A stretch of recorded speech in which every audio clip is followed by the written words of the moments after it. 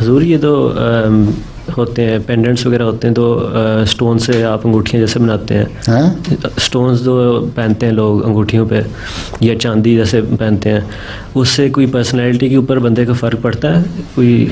बाद लोग कहते हैं, बाद स्टोन्स के जिन्होंने स्टोन से निकाले होते हैं ना मुख्तलिफ,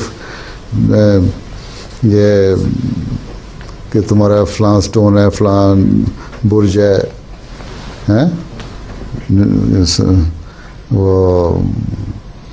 मुख्तलिफ क्या किस किस्म के नाम है, कैप्रिकॉर्न और फ़लाँ और वो ये स्कॉर्पियो और इस तरह के, उनको भी स्टोनों के साथ मुंसलिक कर देते हैं बाज़ लोग कहते हैं। लेकिन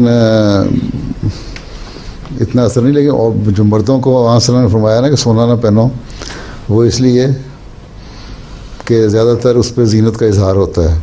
ये भी कहा जाता है कि सोने का असर होता है, क्योंकि सोने के असर से कुछ अंदर भी एहसास पैदा हो जाता है इंसान के।